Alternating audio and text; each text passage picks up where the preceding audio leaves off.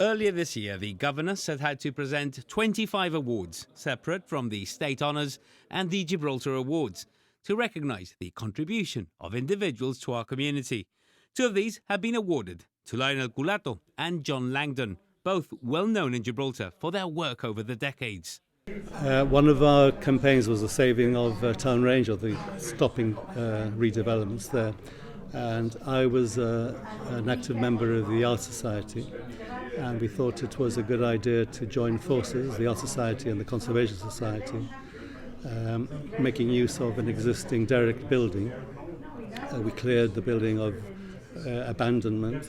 That's one of the techniques or tactics of the planning, is that if you abandon a building, then eventually it becomes derelict, and then there's an excuse to demolish it. Anyway, so we cleaned the building, we made a wonderful gallery, probably before your time.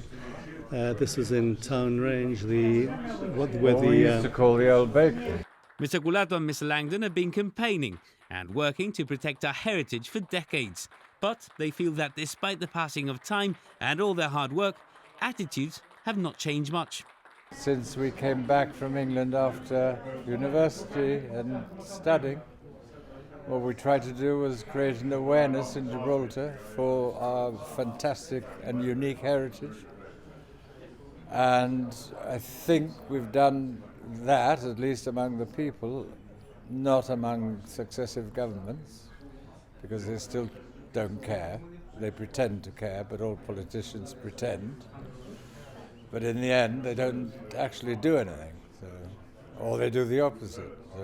It all started with St Joseph's Hospital, which is a mental hospital, a beautiful building by the same architect who did the Central Police Station, which the government is presently allowing to be destroyed.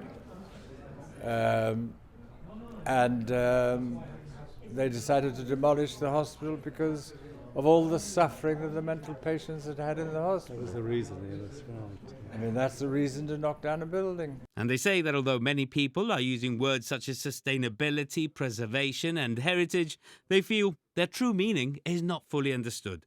It makes absolutely no sense to demolish a building that's several hundred years old and has got a carbon footprint, which has over several hundreds of years.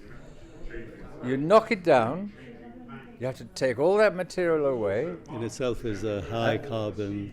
And then build in a highly carbon other material. It makes no sense. Mr Culatto and Mr Langdon are also the last remaining members of the exhibition committee.